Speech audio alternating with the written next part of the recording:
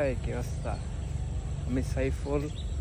আচ্ছা, আপনাদের থেকে যদি আমি জিজ্ঞেস করি একটা সুস্থ মানুষের বেঁচে থাকার জন্য কি কি দরকার, কারণ আপনারা আমাকে বলতে পারবেন সুস্থ থাকাইতে দরকার।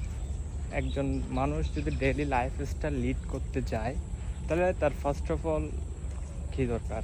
এক্সারসাইজ দরকার, ভালো খাবার দরকার, তারপর একটা কাজ দরকার। সে যদি সচরাচর থাকতে চায়, কারণ আমি যদি বলি এগুলার সর্বোপরি আপনার তিনটা জিনিস দরকার।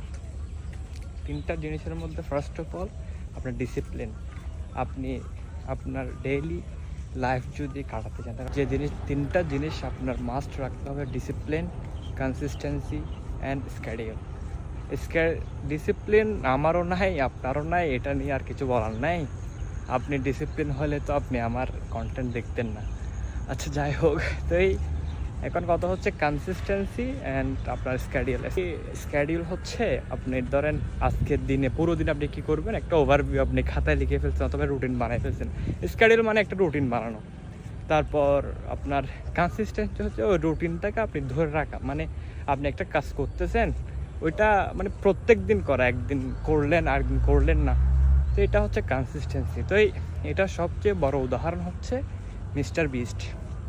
ইউটিউবাররা হয়তো বা চিনবেন অথবা চিনবেন না। তো এই মিস্টার বিস্টের একটা ভিডিও 2015 সালের দিকে 4ই অক্টোবর, সেই ভিডিওটা আপনার ওই যে স্ক্যাডিউল করে রাখছিল 2025-এ এসে সে যাতে ওই পোস্টটা করতে পারে। মানে 2015 সালের শিডিউল ছিল যে 2025-এ এসে সে ওই আপনার ভিডিওটা পোস্ট করবে।